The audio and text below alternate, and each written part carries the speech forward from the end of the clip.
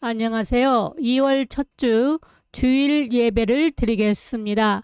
고린도후서 4장 16절 말씀 보시겠습니다. 그러므로 우리가 낙심하지 아니하노니 우리의 겉사람은 낡아지나 우리의 속사람은 날로 새로워지도다. 아멘.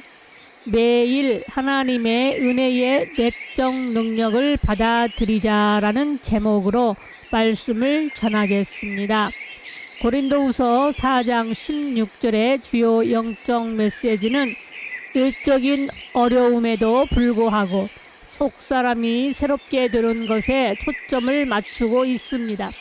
사도 바울은 신자들에게 육체나 환경이 쇠퇴하는 것처럼 보일 때에도 낙심하지 말라고 상기시킵니다.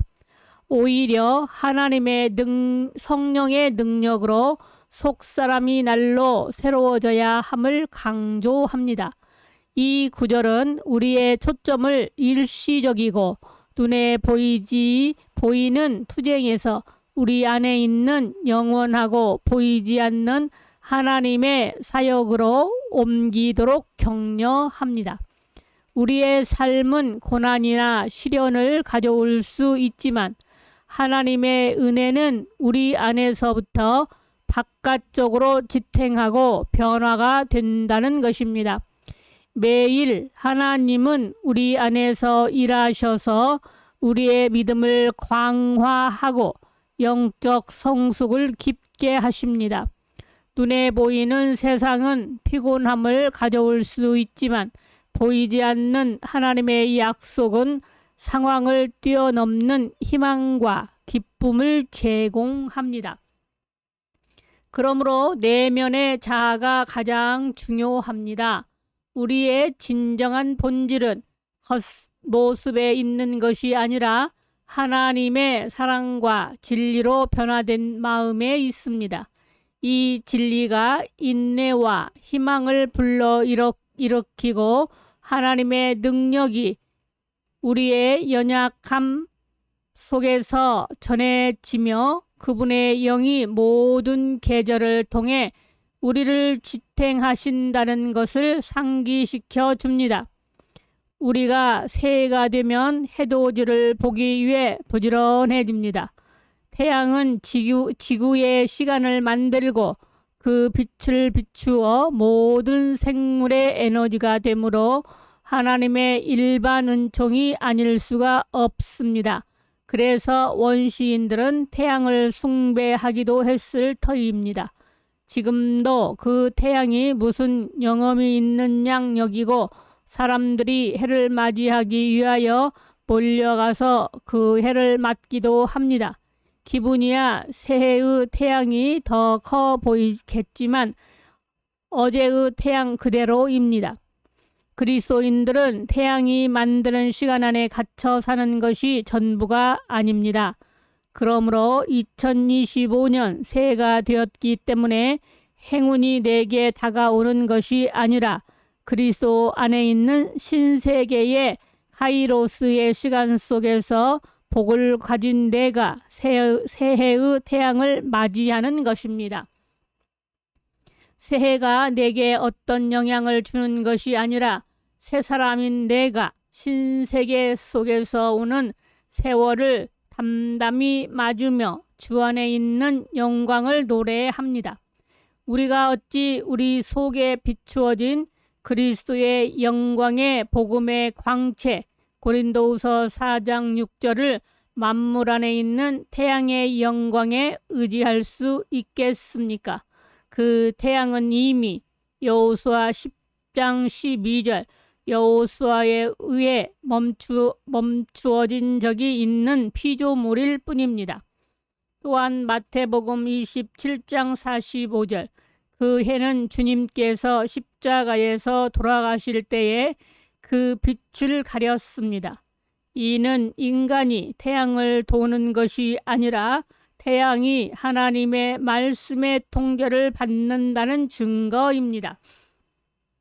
앞으로 세계적인 사상과 가치를 환란에 몰려올 것입니다. 나라의 내환뿐 아니라 미국과 중국에 의한 위환, 거기다가 북한의 운명에 의한 소용돌이가 우리를 휩쓸 기미가 느껴집니다.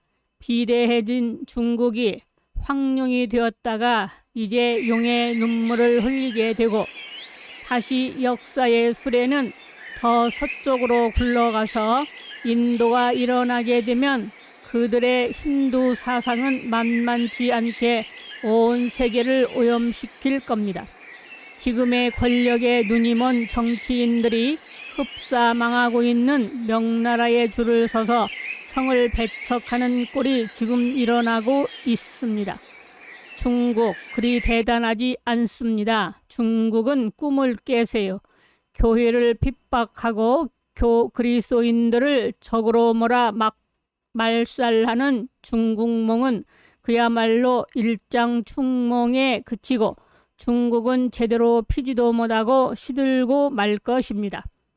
그러나 그 큰 힘에 의한 우리 한국의 충격은 몸살을 앓을 만큼 클 것입니다. 우리는 이 엄청난 세상의 바람과 물결과 싸울 각오를 단단히 해야 합니다. 교회가 어떤 목사의 열변처럼 영적인 상상력을 동원하여 하나님을 바라보고 영안을 열어 비전을 보자고 역설하는 정도로는 이 엄청난 땅의 재난을 이기지 못합니다. 고린도후서 4장 7절로 8절, 그리스도께서 우리 안에 보배가 되고 능력이 되심은 상상이 아니라 실상입니다. 실제이며 실존입니다. 실존적인 그리스도이십니다.